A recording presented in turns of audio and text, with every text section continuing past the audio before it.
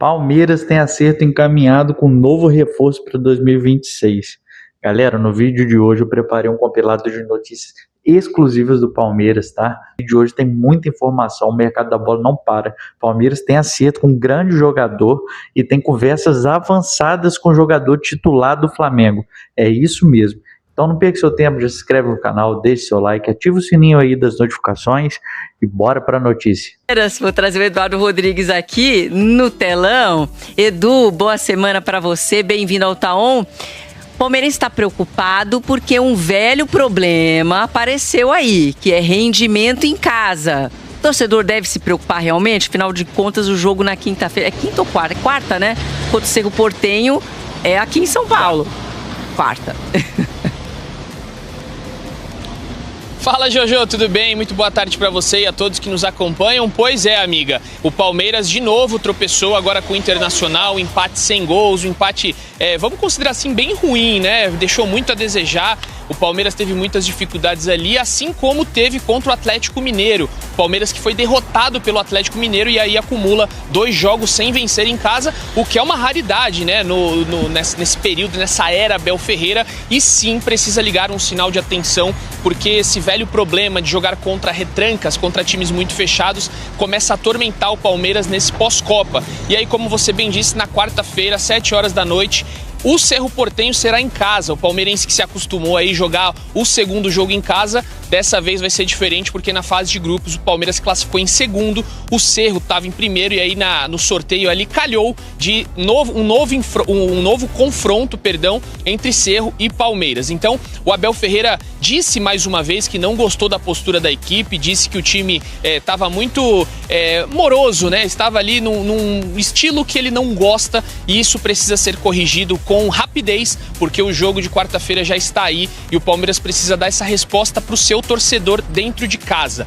O Palmeiras que inclusive pode ter o retorno de Gustavo Gomes, né? A gente vinha falando aí durante a semana passada que tinha até uma expectativa dele jogar ontem, mas ele não se recuperou a tempo e o Palmeiras vai trabalhar para ter o seu zagueiro aí nesse jogo pela Libertadores importantíssimo. O Emiliano Martínez tem jogado como zagueiro, ali um terceiro zagueiro, mas com certeza o Abel Ferreira quer aí o seu trio Murilo, Alexander Barbosa e Gustavo Gomes. O Palmeiras que se reapresenta aqui na academia de futebol, os titulares de ontem fazem aquele famoso regenerativo, os reservas vão a campo e o Abel deve montar essa equipe provavelmente somente amanhã. E aí tem dúvida também no ataque, né? Porque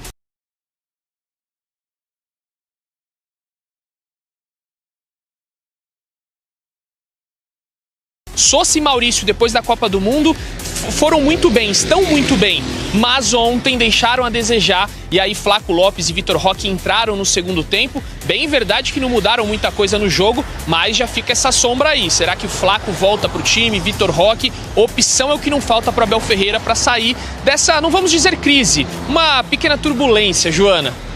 A opção é que não falta, né? Realmente, tem muito jogador no banco que seria titular em qualquer equipe do futebol brasileiro. Edu, beijo pra você. Ô, Latifi, esse desempenho tá preocupando lá dentro do Palmeiras ou todo mundo entende que é uma oscilação natural e tal? Como é que isso está sendo enxergado?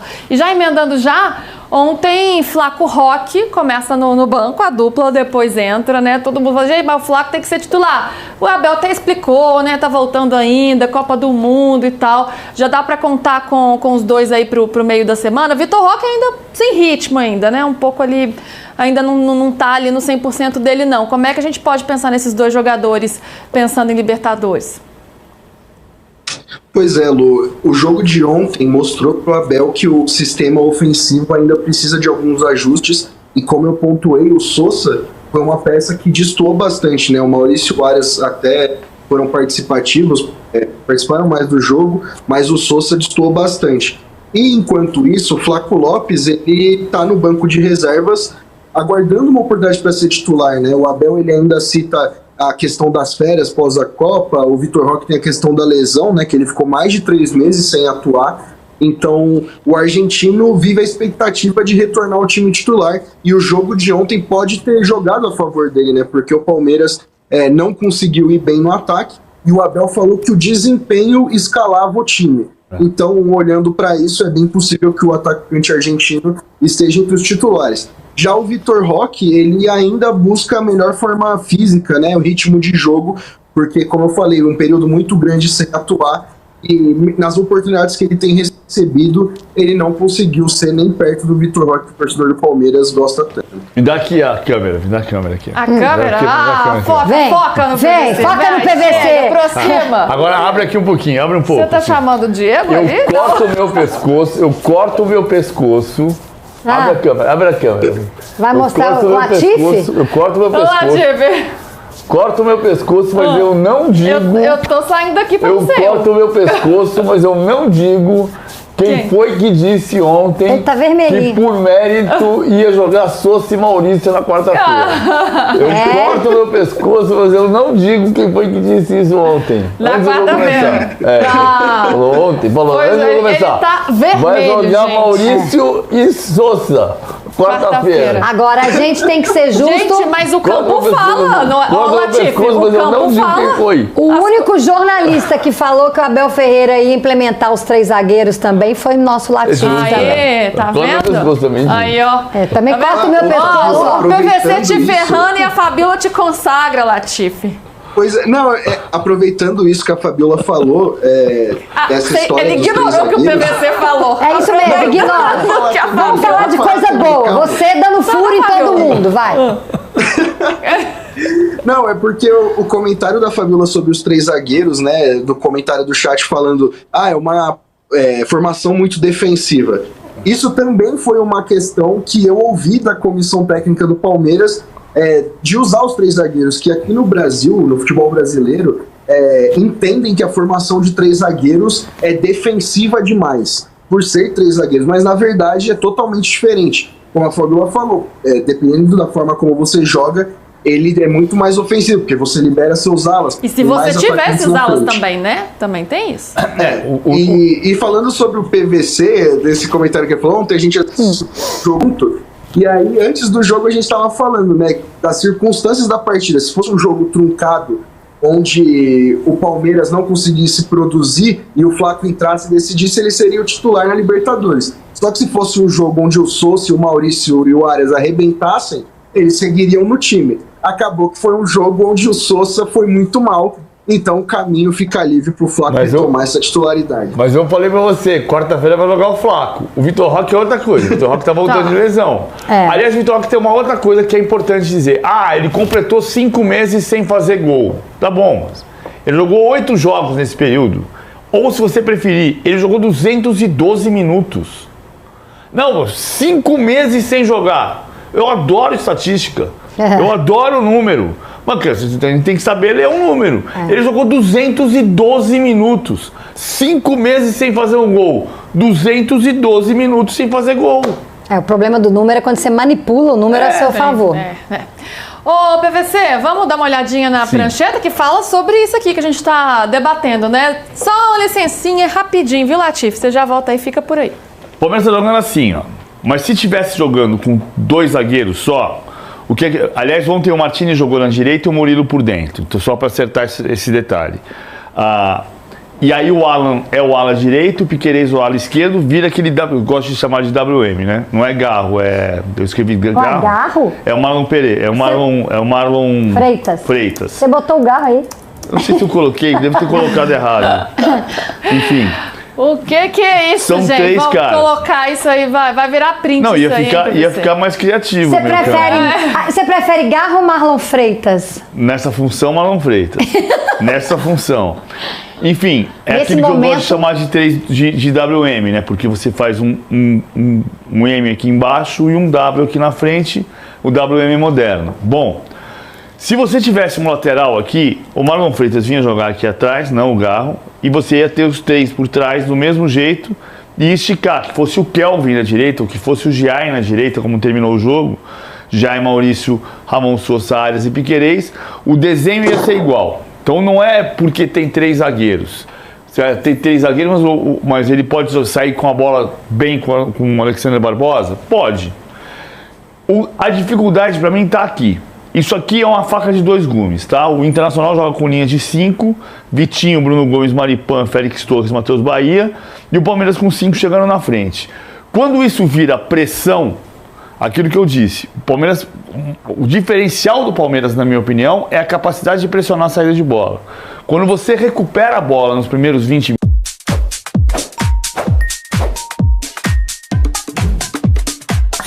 jogo que não existe igual no futebol brasileiro. Volume. Não estou falando de qualidade do jogo. Volume de jogo. Recupera, transforma em chance. Recupera, transforma em chance.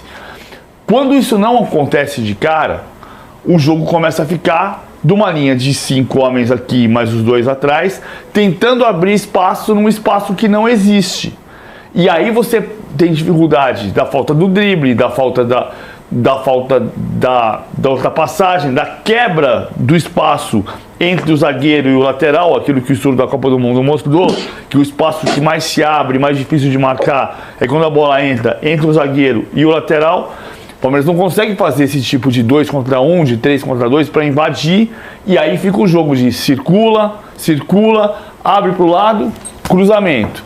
37 cruzamentos ontem de novo. Então, eu não concordo quando se diz o Palmeiras não está jogando bem. Eu acho que o Palmeiras tem oscilado, como o Flamengo também oscilou.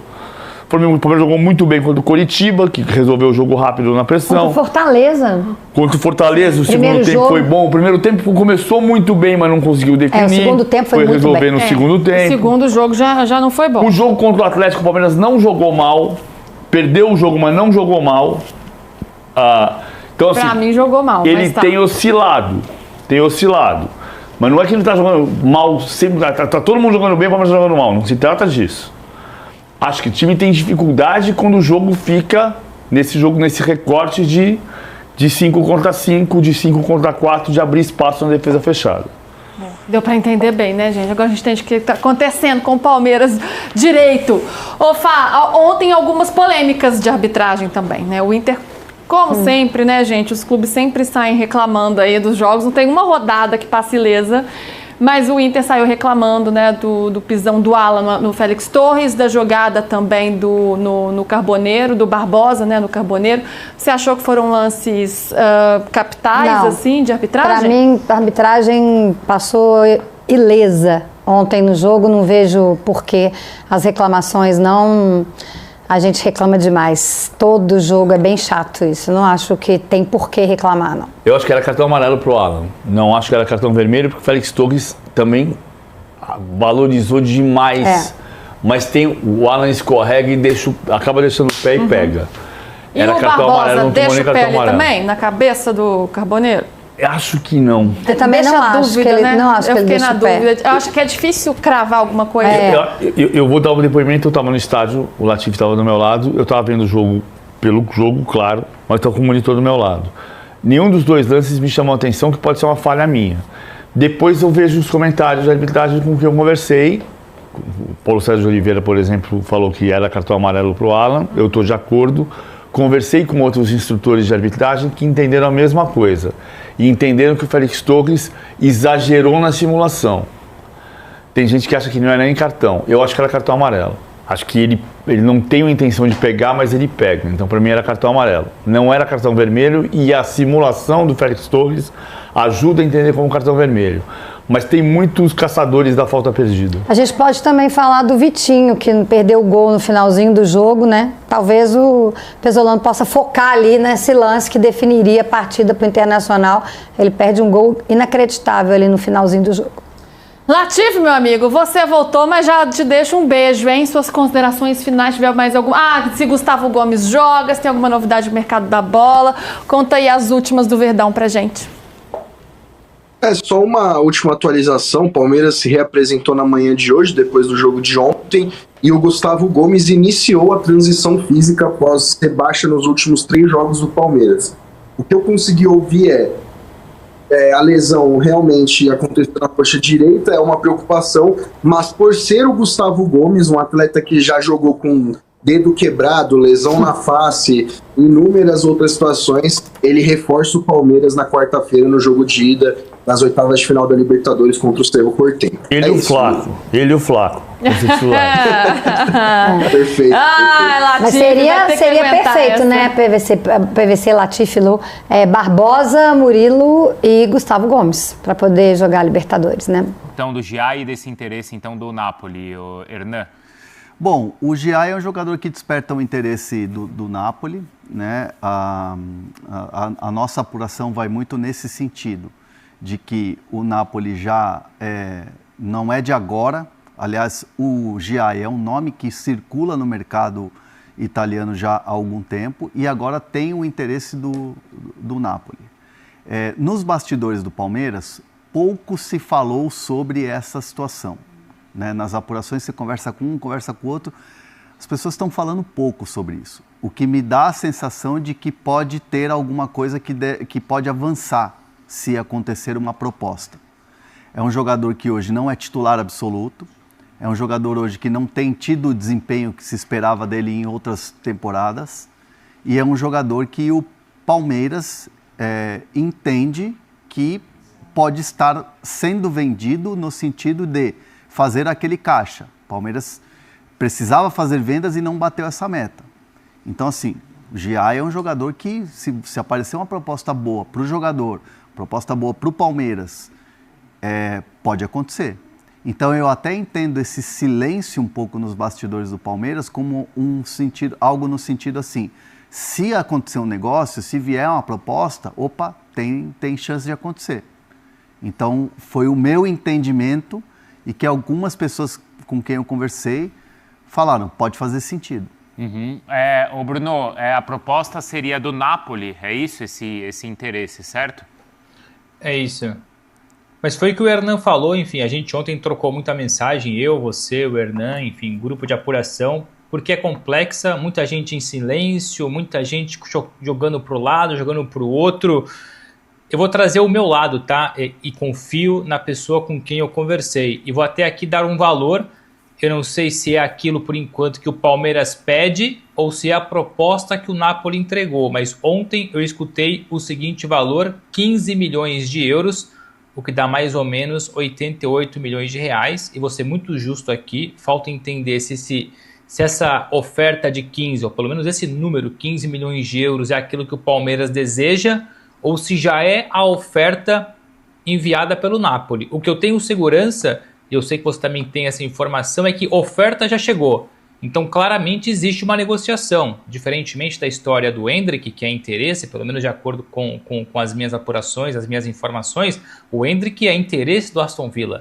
O Endrick é interesse da Roma. No caso do Giai com o Napoli, nós temos a informação de oferta, ou seja, há uma negociação. Faltando entender agora aqui quais são os moldes da negociação e o valor exato, mas eu ouvi os tais 15 milhões de euros, cerca de 88 milhões de reais. Aí vai agora a sensação, tá? Em cima da notícia, a sensação da conversa que eu tive ontem, que é um negócio para acontecer. Faz sentido que aconteça também até pela questão do fluxo de caixa, equilíbrio financeiro. Aliás, nós temos batido muito nessa tecla, não só no Palmeiras, mas também no Flamengo. No Cruzeiro também, por que não? Que são os três hoje mais bem organizados financeiramente do futebol brasileiro. Mesmo esses que estão muito bem organizados, eles necessitam de vendas, especialmente de jogadores que não são assim tão fundamentais e imprescindíveis para os seus respectivos treinadores. Ao que tudo indica, veremos Giai no futebol italiano. O Hernan lembrou bem, não é de hoje que ele é comentado, avaliado no futebol italiano. Recentemente já se falou do Como, na temporada passada já se falou da Roma. Então começa a fazer sentido esse puzzle, esse quebra-cabeça. Ao que tudo indica, veremos Giai negociado com o Napoli da Itália. Mas é isso, negociação em andamento, muita calma nessa hora para cravar, por enquanto, qualquer venda. O que dá para a gente garantir é que a primeira proposta que o Palmeiras recebeu do Napoli, o Palmeiras recusou, e aí é essa negociação que o Bruno está falando. Bom, se você ler no chat que todo mundo quer importante, vender, né? É importante a gente falar que o Giai é um jogador que tem passaporte italiano. Uhum. E ele é um jogador que não entraria como estrangeiro. É o extracomunitário. Então, por exemplo, se o Napoli fizer o negócio, e o Bruno muito bem lembrou, traz essa apuração dele, que os valores podem girar entre 15 ou pode acontecer até 15 milhões de euros, é aquela coisa, Palmeiras tem que vender. O jogador que não 15 milhões de euros? Tem que vender. O pessoal tá falando aqui, Deus é palmeirense, 15 milhões de euros, o empresário é muito bom. Mas é isso, assim, e o jogador, além disso, ele chega, quando os clubes procuram, de fora, eles veem que é um jogador que foi capitão da seleção argentina no Sub-15, Sub-17, Ele era camisa Sub-20. 10. Não é? Ele era meia lá. O cara que fez, o clube que faz a proposta de 15 milhões, o cara que tá xingando aqui, ele lembra dos 3 lances seguidos ontem que o Gia errou. Quando o Palmeiras estava tentando vencer o jogo contra o Inter, né? Quase foi para a Copa, pô. Isso, então. Porque o torcedor que hoje está aqui, assim, pensando isso, está com a cabeça quente do que aconteceu no jogo de ontem. Mas a proposta não é em cima do jogo de ontem, é em cima do que ele já fez na carreira dele, que é a seleção de base de todas as seleções na Argentina. Não é, Bruno? E quase foi para a Copa do Mundo. Teve lá e, de fato, quase foi convocado, não é, Bruno?